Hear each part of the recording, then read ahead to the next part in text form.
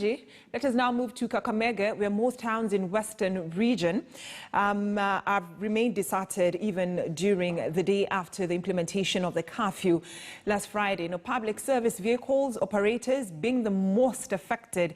Our reporter Willie Lusige joins us live from Kakamega town.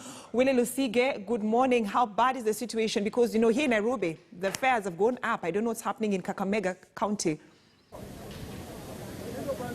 Good morning, Brenda. Actually, first of all, let me bring to speed our viewers in terms of what has been happening here in Western region in terms of the COVID-19 cases. First of all, we only have one confirmed case. That was a lady who was 19 years old who had traveled from the UK back to their home in Mumias. And then when she felt that she was ill, she went to seek medical help, and that case was confirmed to be a COVID-19 positive. She's now under quarantine in Nairobi, I think at Magathi Hospital. So only up to now, the only case that we do have here in terms of COVID-19 cases is only one of that lady. So far, we thank God, there's no any other case that has been confirmed in Western region. But apart from that, also, the public service vehicle transport sector has been highly hit because most of them now, they have been forced to park their vehicles because there are no travelers maybe coming from Nairobi or even traveling to their villages. And most of these ones, even though they have tried to implement the measures that have been put by the government, maybe to provide the sanitizers,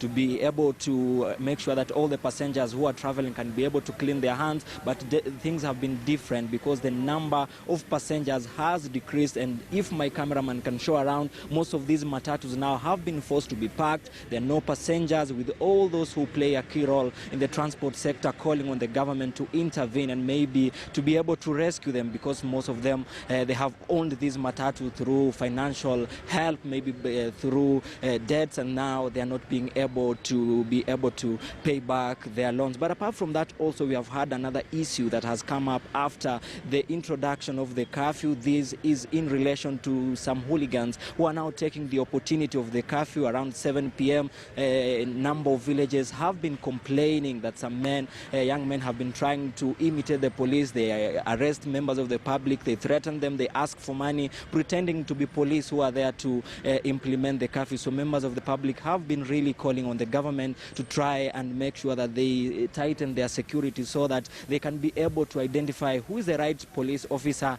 and those ones who are maybe not the real police officer. They are just young men trying to find something to eat by pretending to be police. It's also very important, Brenda, to highlight that the medical practitioners in Western region have been facing a challenge because they have been attacked by police and they have not been given a chance to go home even when they leave their places of work, even though we know there are people who have been highlighted that they should be provided with safety when they leave their work. Karibu sana kwenye KTN News. Let's begin with your name. You are a doctor. Maybe some of the challenges that you are facing working under this period where we have the curfew. I'm a nurse. I'm working at the St. Elizabeth Mukumu Hospital. Zile challenges ambazo tuko nazo ni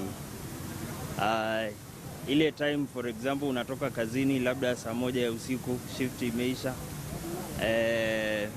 unaweza kukutana na polisi na watakapoongea na wewe haitakuwa kwa njia ya kirafiki. Ile kitu tunaomba wakiwa na provide security kwa sisi ambao tunawaka kama essential services, na pia wakati wanafanya ile ku-enforce curfew kama venye tuliona kule Mombasa, the way they had rounded up the people and then they are beating them, that is completely unacceptable. What we are asking the Inspector General of Police, tafadhali angalia hiyo maneno. For example, if you have all those people rounded up together and then one of them happens to have COVID-19, you can see what will happen. You will see that all these people are going to be actually infected. And not just those people, but also the police are also in danger. Yeah. Thank you so much. Let me speak with another gentleman. Kindly keep distance. Tumekuwa na shida ya kwamba vijana saizi wanaigiza polisi, wanawapiga watu wakiitisha pesa. Ni ukweli? Hii ni ukweli kabisa ya kwamba usiku sasa hatujui polisi hata ni nani. Kuna wengine pia wameingia kwa ajili, nafikiri ukosefu wa pesa, pia wanachapa watu wakichukua pesa. Na labda wameripoti kwa polisi. Sasa watu wenye wamechapwa tayari wamesharipoti kwa polisi. Na sasa hata kujua ni nani wamewapiga, kwa sababu wananyang'anya kila kitu yenye wako nayo. Sijui kama ni polisi ndio wananyang'anya ama ni magaidi sasa. Na labda ni nini wanataka? Hao wenye wanachapa watu ni kutaka tu pesa. hakuna kitu kingine. Wanataka kwa hivyo wanasema hao ni polisi lakini si polisi. Si polisi. Wanakaa watu ni makaidi wa usiku wa kutafuta kuumiza wenzetu wenye wamechelewa kidogo tu kufika kwa boma. Wanapata kwamba wamewateka kwa boma. Wanatoroka town kwenda kwa nyumba, wanapatikana nao kwa junction road pia wanachapa. Wanarudishwa town.